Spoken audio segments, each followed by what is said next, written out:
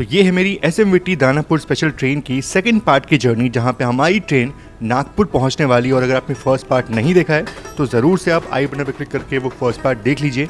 और जैसा कि आपको पता ही हुआ कि ये बिल्कुल यूनिफॉर्म लिवरी वाली गाड़ी है, मतलब आपको सेम कलर के कोचेस जो है वो देखने को मिलेंगे पूरी ट्रेन में, कोई भी उत्कृष्ट रेक्स इसमें नहीं है। तो ये बहुत स्पेशल जर्नी बन जाती है। बाकी हाँ, इस पार्ट में आपको बहुत कुछ अच्छा देखने को मिलने वाला है, बहुत मज़ा आने वाला है इस पार्ट में आपको।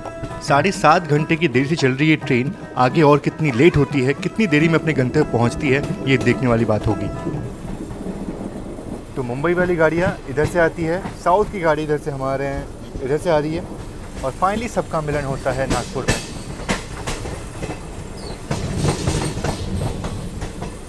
अब तो जो NMG ट्रेन्स होती है उनमें भी आपको उत्कृष्ट रेक्स देखने को मिलेंगे, लेकिन हमारी ट्रेन में बिल्कुल कोई भी उत्कृष्ट रेक्स नहीं है। तो ये बहुत ही रेयर चीज़ है।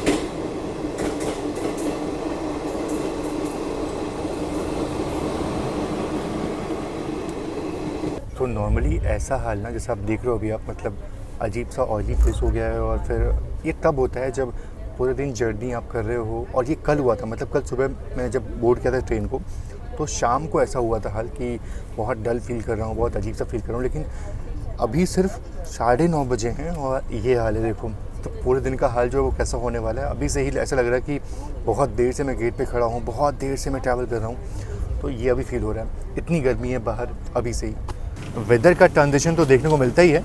ये खाने का ट्रांजिशन जो है ना, मतलब जिस तरीके से साउथ में खाना मिलता है, जितना अच्छी क्वालिटी खाना वहाँ मिल जाता है, नॉर्थ में आता है तो वो चीज़ बिल्कुल ख़राब हो जाती है।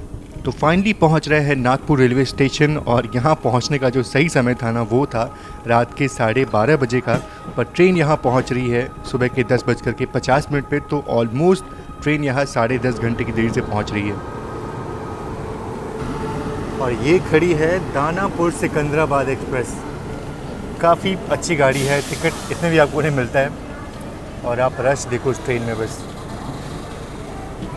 और ये तो मैंने उम्मीद बिल्कुल की थी कि जैसे ही हम नागपुर पहुंचेंगे, हमारे ऊपर ये जो वर्षा है वो होने वाली है, ठंडक कुछ मिलेगी कम से कम इसी बहाने। यार यहाँ पे कुछ अच्छा चीज़ मिल रहा है, बाकी यहाँ पे हॉल्ट थोड़ा कम होने वाला है। देखते हैं कि पानी पूरी मिल रहा है स्टेशन पे। और पहली बार देखा कि गर्मा गर्म वड़ा पाव बन रहा है स्टेशन पे। हालांकि इतनी भीड़ थी कि मेरा नंबर कभी आ ही नहीं पाया, और अगर यहाँ वेट करता तो फिर बाकी चीज़ें ले नहीं पाता। यहाँ पे तो पूरी भीड़ लगी हुई है, अंदर जाना अलाउड नहीं है, इतनी भीड़ लगी हुई है। तो यहाँ से पता नहीं, पॉसिबल नहीं होगा मिलना। तो ट्रेन लेट है इसलिए ऑनलाइन खाना ऑर्डर कर नहीं सकता, और स्टेशन पे इतनी भीड़ थी, इतनी मारामारी थी कि यहाँ पे अपने लिए मैं कुछ ले नहीं पाया, सिर्फ चिप्स के पैकेट्स वही ले पाए। तो यहाँ भी अपना ब्रेकफास्ट लेने में सफल नहीं हो पाया मैं। वैसे 10 मिनट ट्रेन यहाँ पे रुकी थी, लेकिन ये 10 मिनट भी बहुत कम लगे। बहुत लोग को बहुत सारा सामान जो मिल नहीं पाया खाने पीने का। इतनी भीड़, इतनी मारामारी हर जगह है, बहुत बहुत बहुत रश चल रहा है फ़िलहाल तो ट्रेनों में भी, और स्टेशन में भी काफ़ी रश रहता है। जैसी ट्रेन रुकती है लोग एकदम से धावा बोलते हैं आसपास के स्टॉल्स के पास में, और जिसको मिल गया उसका नसीब, और जिसको नहीं मिल पाया भाई फिर वो सब सारा समय खाना पीना जुटाने में ही बीत गया मेरा।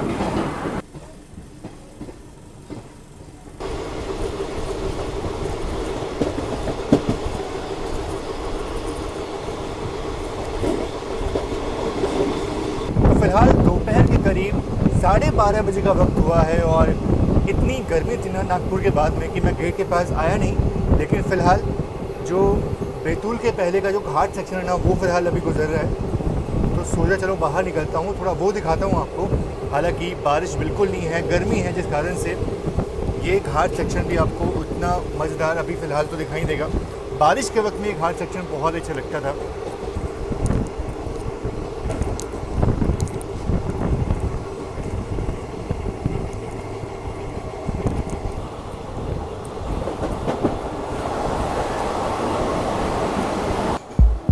और जैसे ही ट्रेन इस टनल से आगे गुजरती है, कुछ देर बाद अचानक से कोच में आवाज़ आनी शुरू होती है, और ये आवाज़ कुछ ऐसी थी।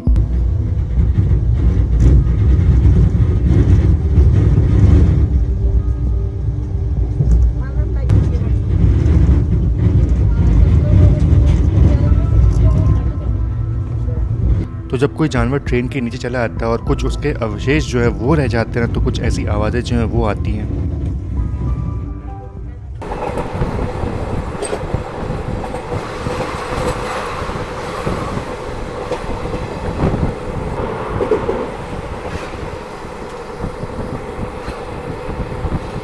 सामने आप जो लाइन देख रहे हो ना, ये वाली लाइन नहीं बल्कि वो दूर से आती हुई लाइन जो आपको दिख रही है,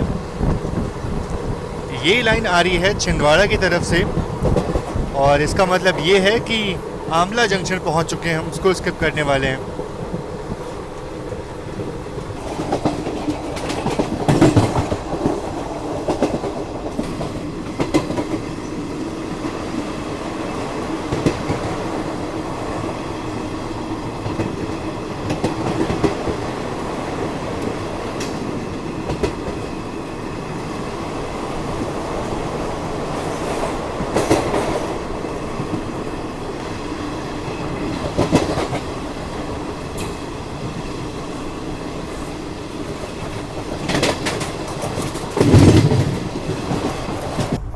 आमला जो है वो स्किप हुआ और इसके बाद तुरंत बैतूल का स्किप जो है वो भी आता है और बहुत ही स्लो रफ्तार में आमला का स्किप हुआ। अगर ऐसी रफ्तार में बैतूल भी स्किप होगा फिर तो मज़ा बिल्कुल नहीं आने वाला।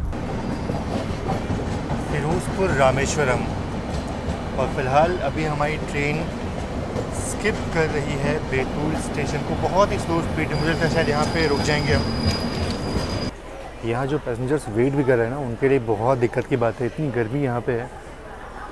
वैसे अगर बात करूँ तो अराउंड 1625 किलोमीटर की जर्नी जो वो हमने पूरी कर ली है।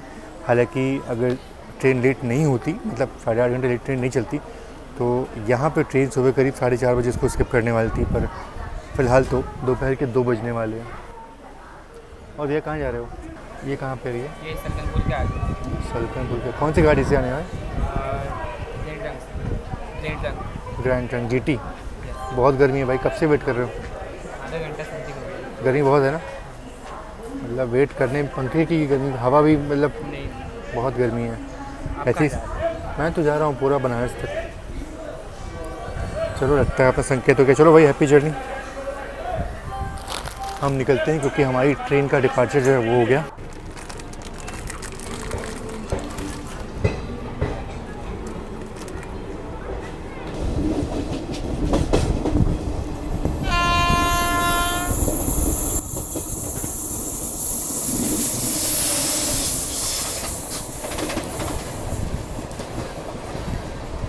और ये मेरे ख्याल से जयपुर कुर्नूल सिटी एक्सप्रेस है जो अभी फ़िलहाल क्रॉस हो रही है।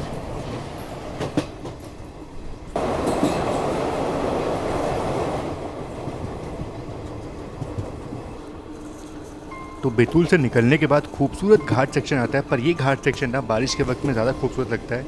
और जो लोग बोल रहे थे कि आप लोकोमोटिव दिखा दें, तो आप लोकोमोटिव देख लो, बिल्कुल WG9 ही हमें हॉल कर रहा है। और स्पेशल ट्रेन में यही लगे होते हैं, और सिर्फ स्पेशल नहीं बल्कि आजकल तो नॉर्मल एक्सप्रेस ट्रेन में भी मुझे देखने को मिल रहे हैं ये।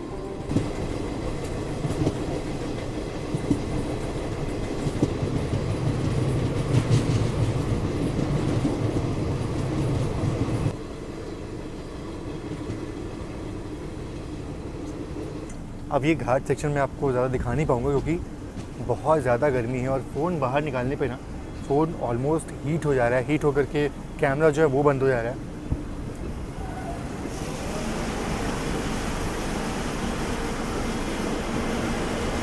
और बैक टू बैक 3 टनल जो है वो आते हैं इस रूट पे, और ये मेरे ख्याल से लास्ट टनल है।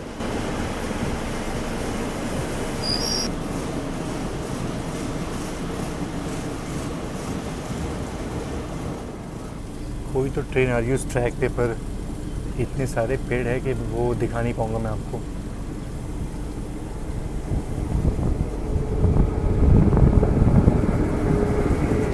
ये भी कोई स्पेशल ट्रेन लग रही है, बिल्कुल वैक्स 9 के साथ। और ये है हिसार तिरुपति,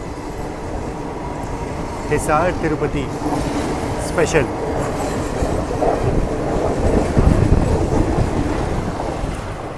ये देखो गार्ड साहब बिल्कुल बाहर नहीं निकले, अंदर से ही उन्होंने फ्लैग दिखाया, इतनी गर्मी है। चलो फ़िलहाल इस घाट सेक्शन को मैंने आपको बहुत बार दिखाया हुआ है, और अब नेक्स्ट टाइम ना मानसून में दिखाऊंगा इस घाट सेक्शन को। फ़िलहाल तो सीधा आपसे मिलता हूँ जब हमारी ट्रेन इटारसी पहुँच रही होगी। तो इटारसी से पहले कीरतगढ़ में ट्रेन बहुत देर से यहाँ पे रुकी है, और हो सकता है कोई ट्रेन यहाँ पे ओवरटेक करे।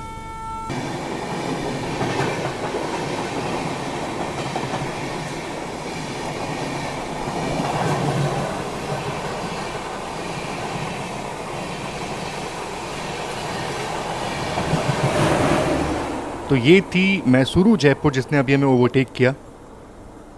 अब ठीक इसके कुछ देर बाद चेन्नई छपरा गंगा कावेरी एक्सप्रेस भी हमें ओवरटेक करती है, जो थोड़ा सा मिस हो गया।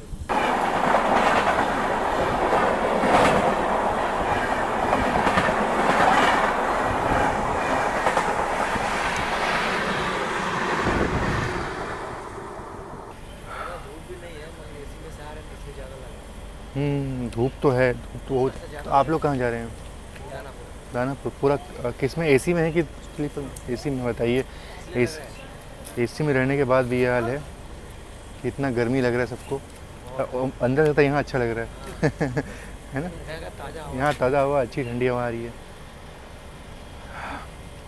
बहुत देर से यहाँ पे ट्रेन रुकी है। एक तो ओवरटेक जो है वो आपने देखा, बाकी मेरे ख्याल से एक और कोई ट्रेन ओवरटेक करने वाली है, क्योंकि उसके बाद भी काफ़ी देर से ट्रेन यहाँ पे रुकी हुई है। और लगभग सारे पैसेंजर्स का हाल आप देखो बिल्कुल वैसा ही है। अंदर तो इतनी गर्मी है कि लोग बाहर निकल करके थोड़ा खुश हैं। तो अब यहाँ से डिपार्चर के बाद अब सीधा मेरे ख्याल से ट्रेन इटारसी में रुकने वाली है। अब कोई हॉल्ट जो है वो नहीं होने वाला है।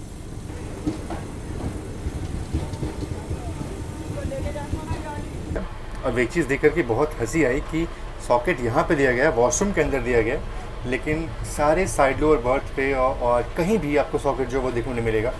तो वॉशरूम में सॉकेट है, लेकिन कोच के अंदर सॉकेट जो है उसकी बहुत कमी है। तो ये लाइन आ रही है खंडवा की तरफ से, और अच्छी बात ये हुई कि यहाँ पे हमें देर तक रुकना नहीं पड़ा, तुरंत यहाँ से अपना डिपार्चर हो गया। और ये नागपुर की डाउन वाली लाइन है जो आप देख रहे हो इधर। तो बाकी मैं वहाँ चल कर के आपको बताऊँगा इटारसी जो है वो जंक्शन स्टेशन क्यों है।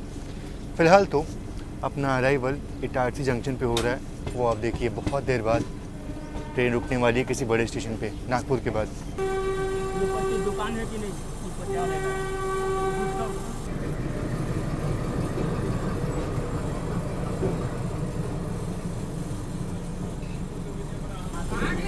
सामने खड़ी है MGR Chennai central Chhapra Ganga Kaveri express, जिसको मतलब इसने में ओवरटेक किया था अभी।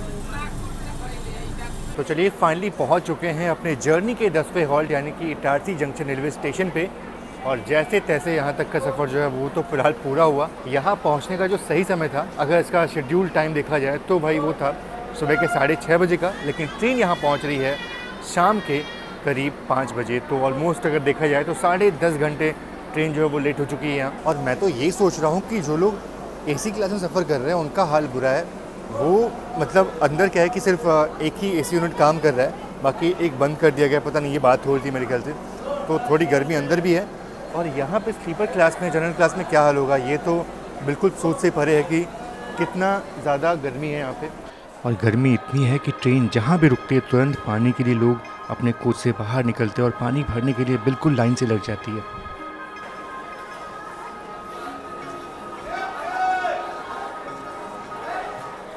वैसे अगर बात करूँ इटारसी की, तो मैंने आपको बहुत बार बताया कि ये जंक्शन क्यों है, क्योंकि यहाँ से एक लाइन इधर से हम आ रहे हैं यानी कि बैतूल आमला नागपुर वाली लाइन, और एक लाइन यहाँ से निकलती है खंडवा की तरफ, और एक लाइन इधर हम जाने वाले हैं यानी कि जबलपुर साइड में, और एक लाइन यहाँ से निकलती है सीधा भोपाल की तरफ। और ये सारी लाइनें यहाँ पर मिलती है, इसलिए इटारसी जो है एक जंक्शन रेलवे स्टेशन है और बड़ा जंक्शन रेलवे स्टेशन है। लेकिन फिर भी यहाँ पे अगर सुविधा की बात करूँ मैं तो थोड़ी सी कमी दिख रही है मुझे। प्लेटफॉर्म नंबर 7 पे ज़्यादा खाने पीने का ऑप्शन यहाँ पर देखने को मिलेंगे। यही तो एक फ़र्क है, ये फ़र्क है साउथ और नॉर्थ में। हमेशा लड़ाई होती है ना साउथ और नॉर्थ की, यहाँ पे मैं किसी की साइड नहीं ले रहा, पर हाँ एक चीज़ तो माननी पड़ेगी कि साउथ में मुझे कोई दिक्कत हुई नहीं खाने पीने की। मतलब वहाँ पे किसी भी स्टेशन से कुछ भी खरीद लो, क्वालिटी बहुत ही ज़बरदस्त मिलती है। नॉर्थ में भी कुछ ऐसा स्टॉल्स होने चाहिए जहाँ पे आपको कम पैसे में बढ़िया खाना जो है वो मिल जाए। अब फ़िलहाल ये कब पॉसिबल होगा ये तो पता नहीं, लेकिन हाँ नॉर्थ में ये दिक्कत ज़रूर से होती है। कहाँ जा रहे हैं आप लोग? हम लोग तो जा रहे हैं दानापुर। दानापुर। कैसे यहाँ पे सफ़र करें? गर्मी कितनी है? गर्मी तो बहुत ज़्यादा है। कैसे यहाँ पे मतलब कैसे लोग AC में बैठते हैं वो भी उनका बुरा हाल है, स्लीपर वाले क्लास का तो और बुरा हाल होगा। और देख ही रहे हैं पानी खाना पानी कैसे हो रहा है? नहीं, ठंडा पानी अच्छा स्टेशन से गर्म पानी तुरंत गर्म हो जाए, तुरंत गर्म हो जा रहा है। वॉशरूम का हाल कैसा है? बाथरूम का हाल होता भी वो भी अच्छा नहीं है, खराब बुरा ये तो एकदम। समझे ट्रेन ही वैसा ही है, क्या करेंगे।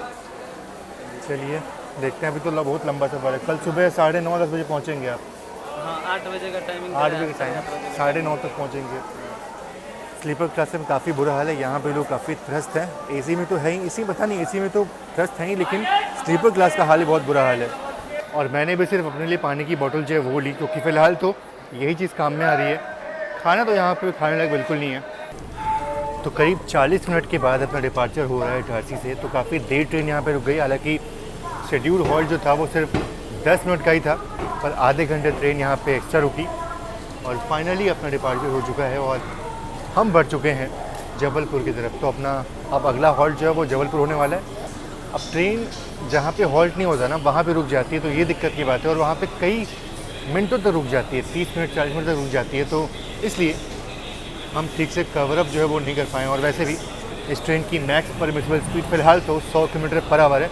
और वो देखो, वो एक नॉर्मल सी एक्सप्रेस ट्रेन है और उसमें WAP7 लोकोमोटिव लगा हुआ है और हमारी ट्रेन में WAG9 जो है वो लगा हुआ है।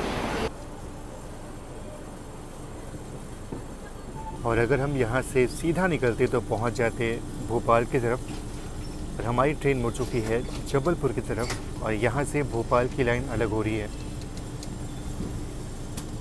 अब इसके बाद का रूट तो बिल्कुल ही सिंपल सा है। बाकी हाँ, इटारसी से निकलने कुछ ही देर बाद तवा रिवर आती है, तो वो क्रॉसिंग जो है वो मैं चाहता हूँ कि मिस ना करूँ।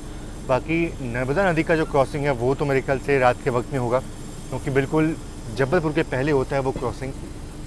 तो मेन एम जो है फ़िलहाल तो तवा रिवर की क्रॉसिंग है, उसके बाद देखते हैं।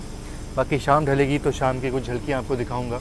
और अब जाके धीरे धीरे थोड़ी गर्मी जो है वो कम हो रही है। और ये मेरे ख्याल से विंध्याचल एक्सप्रेस को ओवरटेक कर रहे हैं हम, बिल्कुल याद नहीं आया मुझे। देख के काफ़ी अच्छा लगा कि एक स्पेशल ट्रेन जो है वो ओवरटेक कर रही है। बिल्कुल आइडिया नहीं था मुझे कि हम इसको ओवरटेक करेंगे, मतलब मुझे लगा शायद वो आगे निकल जाएगी, पर ओवरटेक किया। ये देख के काफ़ी थोड़ा शॉक्ड हूँ मैं। तो ICF वाली गाड़ी में सफ़र कर रहे हैं, बिल्कुल प्योर लिवरी है। और ऐसे में अगर ये ICF की जो आवाज़ है ना, जो इसका ट्रैक साउंड अगर वो सुनने को नहीं मिले तो फिर जर्नी तो फिर भाई अधूरी से लगती है।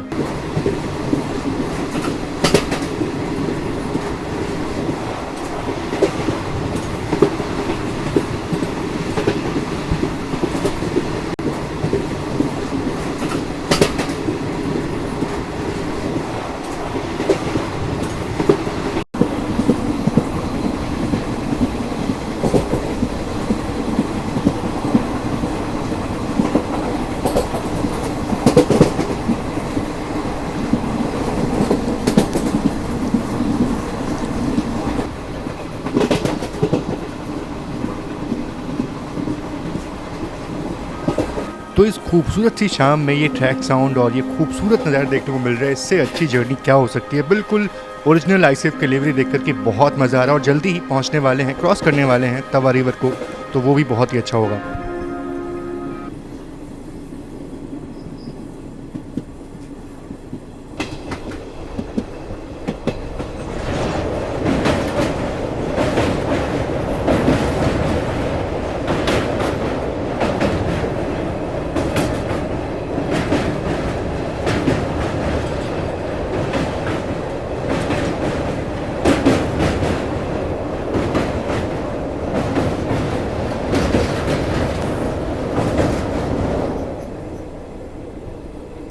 तो आप लोग अगर यहाँ तक वीडियो देख रहे हो और इस ट्रेन को अभी तक देख रहे हो तो मुझे कमेंट बॉक्स में करके बताओ कि आपने पिछली बार ऐसी ट्रेन में जहाँ बिल्कुल फुल लिवरी आपको देखने को मिले कब सफ़र किया था।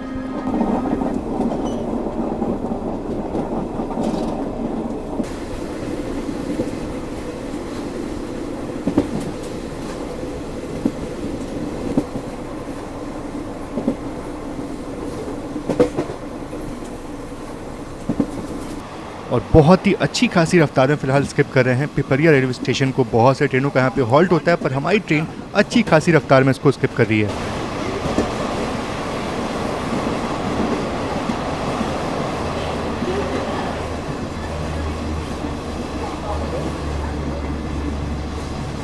और वो मेरे ख्याल से पटना एनटीटी एक्सप्रेस थी जो उस साइड खड़ी थी।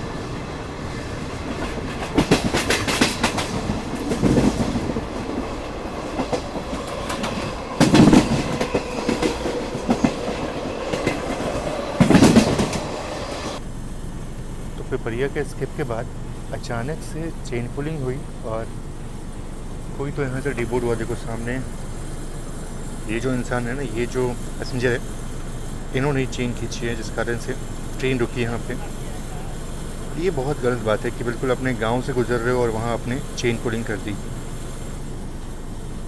और इस ट्रेन में कुछ आरपीएफ या कोई है नहीं, जिस कारण से कोई कार्रवाई जो है वो नहीं हो सकती उस पैसेंजर पे।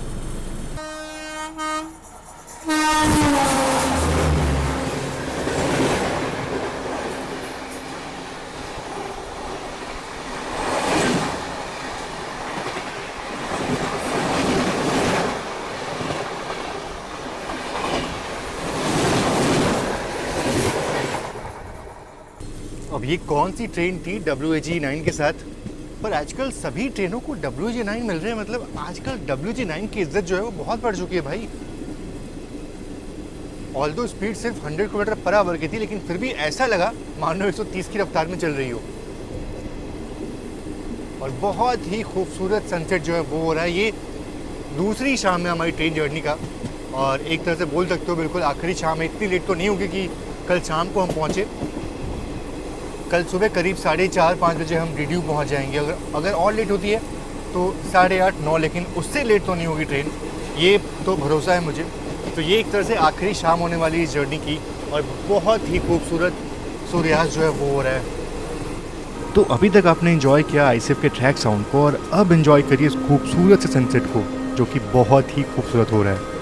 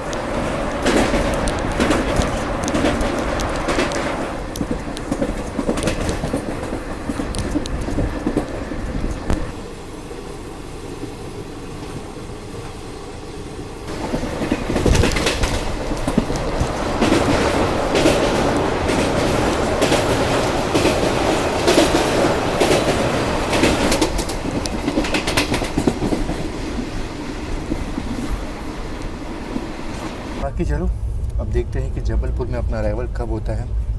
वैसे 8:30 तक पहुंचने की उम्मीद थी, अब उससे पहले पहुंच जाएंगे तो बहुत सी बात होगी, और अगर उस टाइम भी पहुंच जाते हैं तो भी ठीक है। बाकी हाँ, ट्रेन जो है वो करीब 3.5 घंटे लेट है। अगर वैसे देखा है, टोटल देखा जाए तो करीब 10.5 घंटे ट्रेन लेट चल रही है, लेकिन चूँकि अब हम 7-7.5 घंटे लेट निकले ही थे, तो उसके बाद से 3 घंटे और ट्रेन जो है वो लेट हुई है। इस तरह से लेट करके थोड़ी सी प्राइवेसी भी होती है 2AC में, तो ऐसे जर्नी एंजॉय करने का एक अलग ही मज़ा होता है, और भी शाम के वक्त में तो बहुत ही अच्छा लगता है।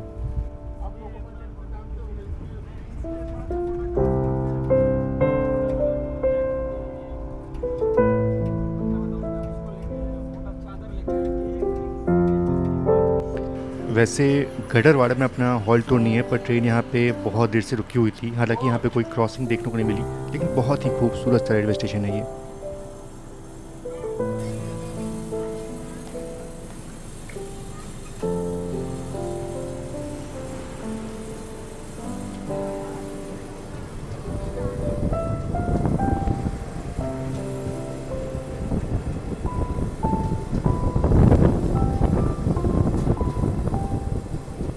तो रात के 8:20 होने का वक्त हुआ है, और बस पहुंचने वाले हैं जबलपुर।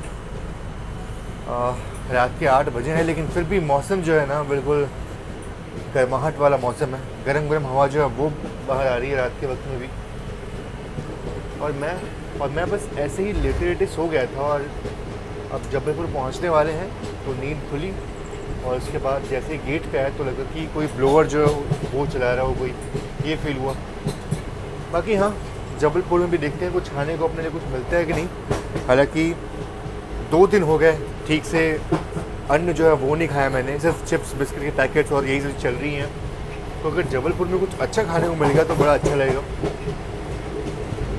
एक जो दिक्कत हुई स्पेशल ट्रेन में वो ये कि ट्रेन लेट हुई, जिस कारण से मैं ऑनलाइन फूड जो है वो नहीं मंगा पाया। चलो ये अच्छी बात हुई कि मदन महल रेलवे स्टेशन पे हमारी ट्रेन रुकी नहीं। अगर यहाँ रुकती तो काफ़ी देर तक यहाँ रुक जाती, फिर और लेट होती ट्रेन।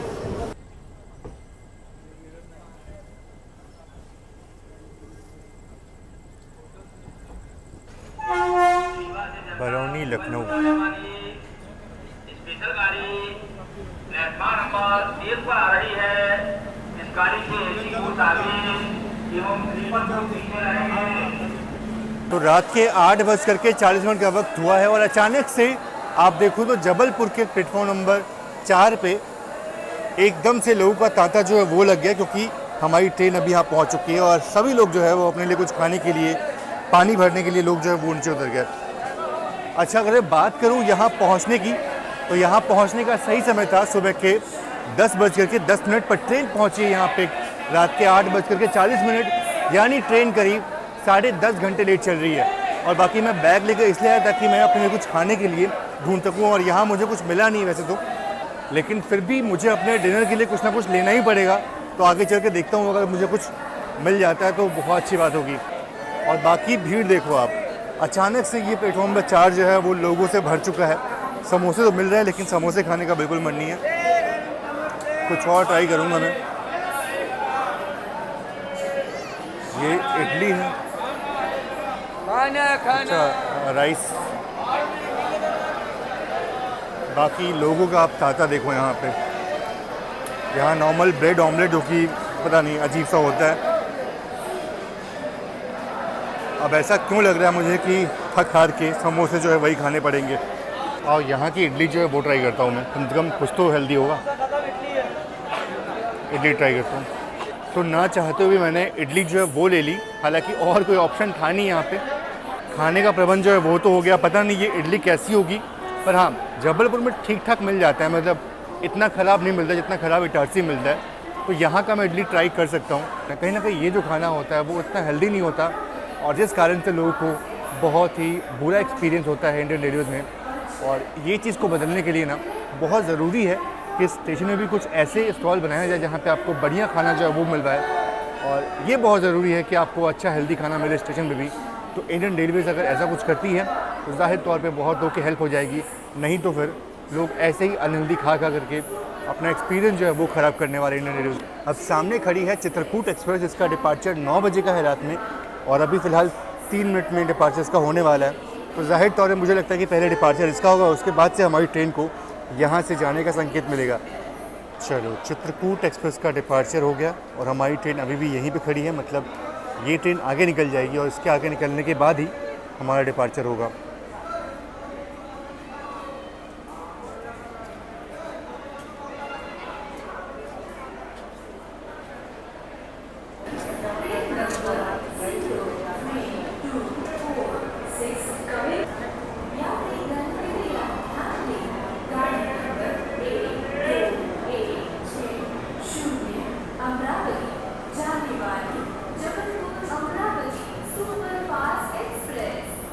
चलो, अपना डिपार्चर हुआ और उसके बाद से ट्रेन और स्लो हो चुकी है। बाकी हाँ, अब इसके बाद का रूट जो है वो तो बिल्कुल अंधेरे में गुजरने वाला है। इसके बाद कटनी, सतना, मैहर और मानिकपुर होते हुए हमारी ट्रेन पहुँचेगी प्रयागराज शिव की। और देखने वाली बात ये होगी कि सुबह कब हम पहुँचते हैं दीनदयाल उपाध्याय रेलवे स्टेशन। तो ये बहुत ज़रूरी है कि अगर ट्रेन और लेट नहीं होती है तो बिल्कुल 4:30-5 तक हम पहुँच जाएंगे, और अगर ट्रेन लेट हुई तो फिर भगवान जाने फिर हमारी ट्रेन रेडियो कब पहुँचेगी। फ़िलहाल तो अब मैं करूँगा रेस्ट। और डिनर क्या है, डिनर तो वही बस समोसे और इडली जो है वही मैंने ले लिए थे, जस्ट कि अगर भूख लगे तो वो मैं खा सकूँ।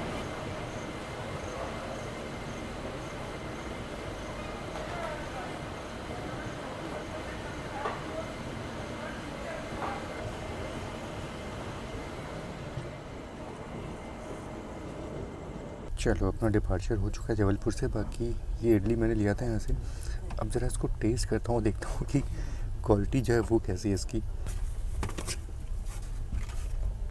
ऐसे ऊपर से तो काफ़ी बढ़िया है, लेकिन अब पता नहीं ये कितना रिलायबल है, कितना अच्छा है।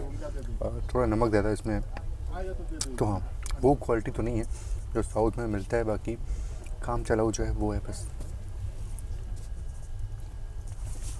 चलो फ़िलहाल तो यही मेरा डिनर है, इसको फिनिश करता हूँ और अगर कुछ ओवरटेक या कुछ अगर स्पेशल आता है तो ज़रूर से आपको दिखाऊँगा। फ़िलहाल तो रात के वक्त में पूरा रूट गुजरने वाला है, तो देखता हूँ अगर नींद खुलते ज़रूर से अगर कुछ ओवरटेक हो रहा हो, कुछ स्पेशल हो रहा हो तो ज़रूर से मैं आपको दिखाऊँगा। नहीं तो फ़िलहाल मैं रेस्ट करूँगा और सीधा आपसे मिलूँगा सुबह के वक्त में, जो हमारी ट्रेन DDU यानी कि पंडित दीनदयाल उपाध्याय रेलवे स्टेशन पहुँच रही होगी।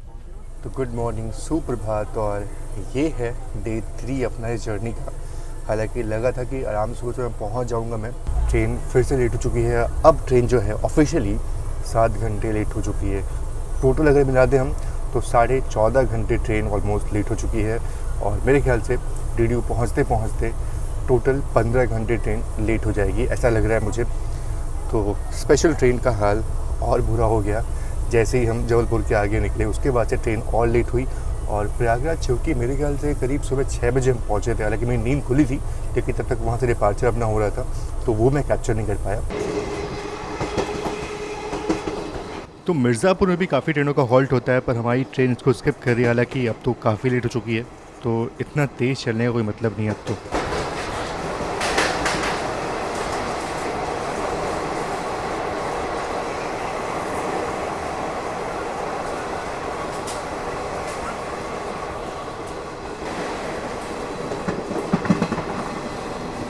ये सब तो ठीक था, पर चुनार का ऐसा स्किप, मतलब ये तो मैंने उम्मीद नहीं की थी और इस ट्रेन ने चुनार को बहुत ही अच्छा स्किप किया।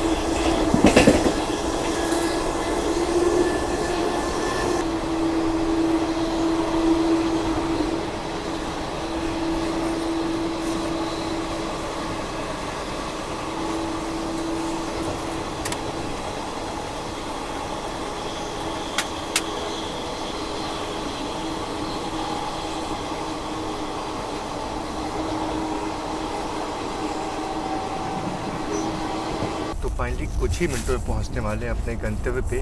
हालांकि अगर बात करूँ टोटल जर्नी डिस्टेंस की तो वो करीब 1970 किलोमीटर का था और इस डिस्टेंस को नॉर्मली ये ट्रेन 42 घंटे 55 मिनट यानी करीब 43 घंटे में कवर करती है, लेकिन आज ये ट्रेन करीब 50 घंटे में इस जर्नी कवर कर रही है। अब सामने कौन सी ट्रेन, ओहो हो, ये देखो आप, क्या खूबसूरत नज़ारा है। वंदे भारत भी क्रॉस हो रही है।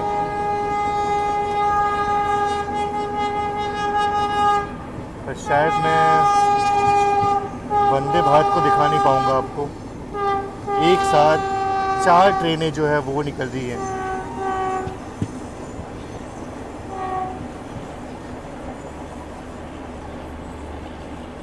इससे खूबसूरत नज़ारा और क्या हो सकता है, कमाल है। और ये मेरे ख्याल से पटना गोमती नगर वंदे भारत एक्सप्रेस है और ये बिल्कुल पैरेलल में ट्रेन का अराइवल हो रहा है।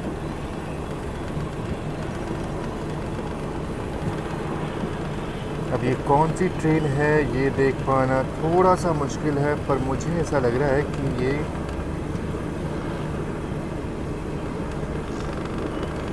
नहीं, जूम करने के बाद भी मैं पढ़ नहीं पा रहा हूँ कौन सा। आप लोग अगर पढ़ पा रहे हो तो बताओ मुझे।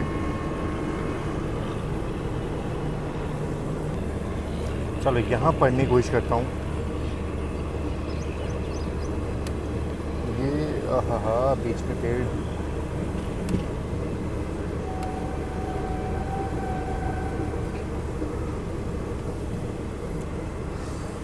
नहीं थोड़ा और करीब आएंगे उसके बाद फिर पढ़ते हैं कौन सी ट्रेन है ये। एक और आखिरी कोशिश।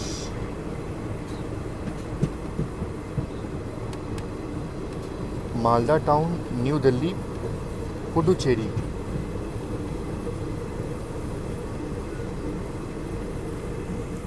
क्या फ़र्क है एक्सप्रेस का पुडुचेरी के साथ? ब्रेक शेयरिंग है क्या?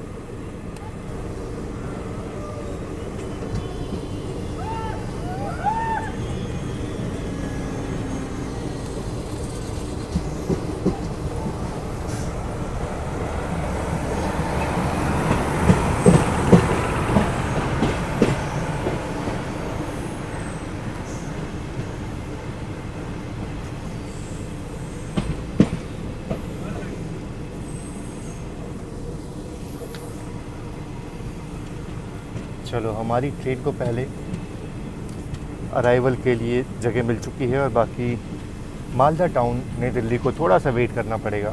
बाकी नई दिल्ली मालदा टाउन को थोड़ा सा वेट करना पड़ेगा अभी। और सामने से एक और ट्रेन का डिपार्चर। डीडीयू कितना रश, मतलब कितना ज़्यादा रश होता है डीडीयू में इस टाइम पे। कितनी सारी ट्रेनें बैक टू बैक निकलती हैं डीडीयू से।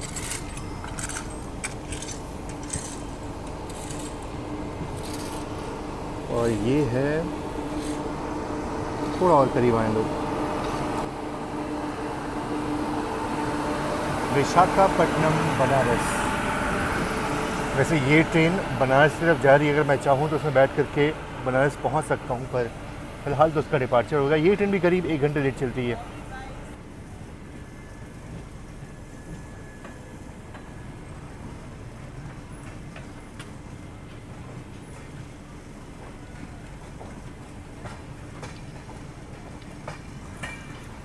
गर्मी का हाल देखो आप।